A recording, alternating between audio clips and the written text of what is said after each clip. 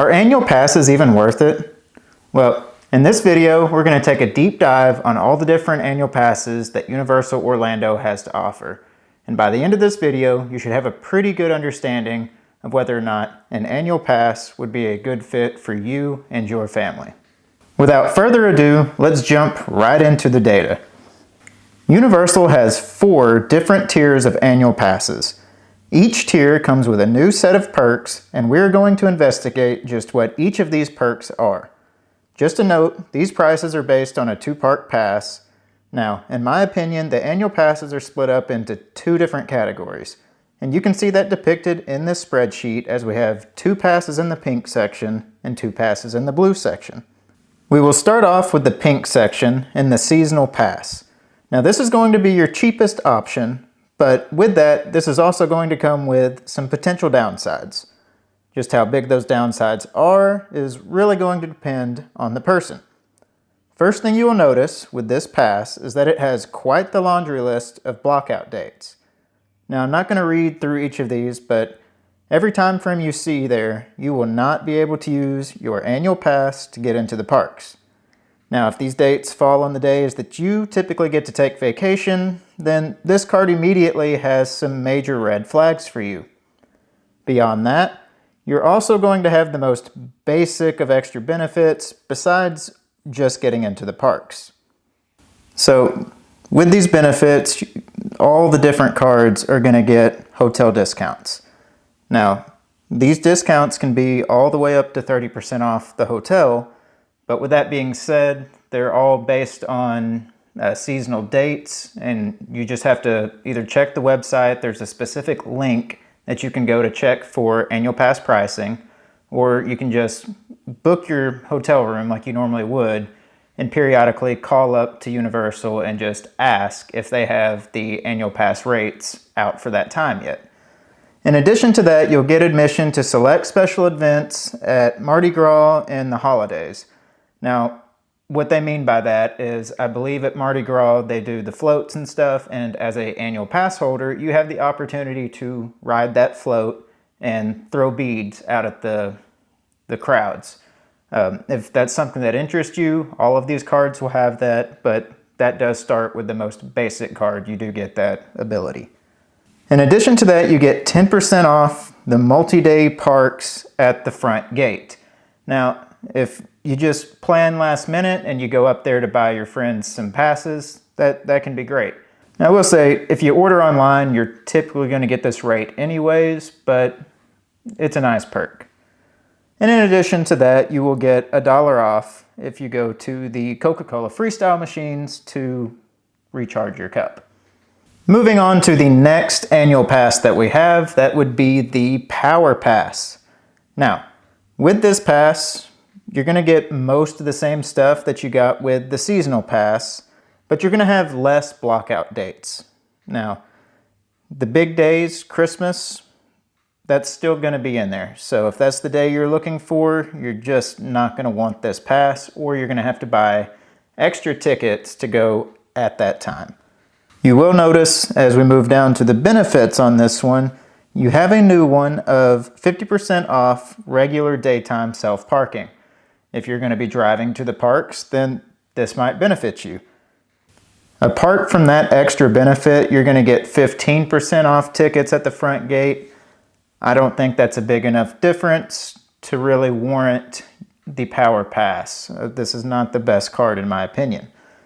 You'll notice for just about $150 more, we can bump up to the Preferred Pass. Now this is going to get us into our blue category annual passes. And this is where my wife and I are. We have the Preferred Pass. I think this is where you really start to save money if you're going to be a repeat visitor to the parks. So, now what we have going on with this side of the spreadsheet is I have said every single visit that I go here, I'm going to buy $100 worth of merch, and I'm probably going to spend about $100 on food.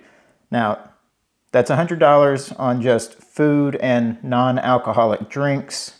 For the benefits that these cards offer, you do not get any type of discount on alcoholic beverages. But moving on from that, you will notice with this card, you will get early park admission. So parks typically open up about 9 a.m. to the general public. This allows you to get there at 8 a.m. so you can get in line for Hagrid's or Velocicoaster, some of those big name coasters, and try to beat the crowds. In addition to that, some of the new benefits we have are you get free self-parking. So if you're going to be driving to the parks, this alone could be a big money saver for you over time. If you really want to just ramp up your game, you get 50% off valet parking now. And if you're flying in, you will now get 10% off at the Universal stores at MCO Airport. And for me, this is where you really start to save money with these cards. You're also going to get 10% off all your food purchases and merchandise purchases. While 10% may not sound like a lot at first, if you are a repeat visitor like myself, you really start to save money quick with this one. You'll actually notice that with the Preferred Pass, as we move down into our 8th visit, we've actually started saving more money by having the Preferred Pass. Now, yes, this does mean that you're going to have to visit the parks 8 times. That may not be for you, but if it is, I think this is a great card for that. And then jumping on up to our Mega Pass, we have the Premier Pass. Now this one is a whopping $900, but you do get quite a lot out of the card. Whether or not it's going to be worth it to you is all going to depend on whether or not you want to use these perks. So the big perks that you're getting from the Premier Pass that the Preferred Pass does not offer you is, well, starting off, you're going to get 15% off all of your food and merchandise purchases. So that's nice, you get 5% more. But where this card really comes into play is after 4 p.m. you get Express Pass.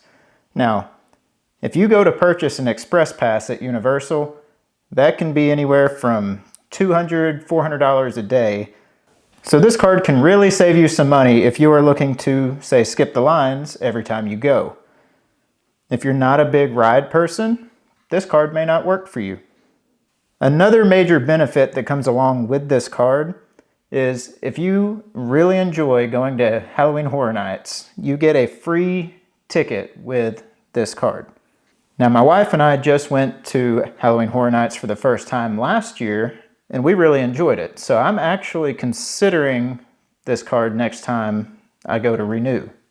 And just as an honorable mention for this card, maybe this means something to you, but you do get free valet parking with the Premier Pass. Now, if you want more time to play around with a spreadsheet, maybe throw in some of your own numbers, tweak it, whatever you want to do, I'm going to try to share this link down in the description of the video so you can go grab a copy for yourself there. One last thing that I would like to mention about this spreadsheet as well, and just annual passes, is that if you are a Florida resident, you do get discount pricing on these. And if you are a Florida resident, I think it is an absolute no-brainer to get these annual passes. If you go 3 times, you've saved money. And if you live within a 2-hour radius of this place, I'm sure you're gonna go. So just a side note there. So now for the big question. Should you buy an annual pass to Universal Orlando? We've gone over just about everything I think you need to know to make an intelligent decision on this. However, I would still advise that you take just a little bit more time to do some research, because if you're not going to go multiple times, and I don't mean multiple days, but multiple different trips to the parks, then an annual pass may not be right for you. Now, I say that because oftentimes Universal will run discount pricing on, like, buy 2 days, you get 2 days free. And that sometimes comes with a hotel discount as well. If you're only going to go for a 4 or 5 day trip, and that's your only trip for the year, then that may be a better deal for you than buying an annual pass. Now, as soon as you start planning multiple trips coming back, I think the annual passes pay for themselves. My wife and I, we've had one for 2 years now, and we're going to just continue to renew them. Another benefit of continuing the renewal is that you get 20% off the renewal price. Now, if you let it go out of date and then you come back, you're not going to get that renewal price. So just keep that in mind. All right, that's going to wrap up this video, but if you found this video useful in any way, please leave us a thumbs up. And if you're still looking for other universal content, please go check out some other videos. As always, I appreciate you guys watching, and I'll see you next time.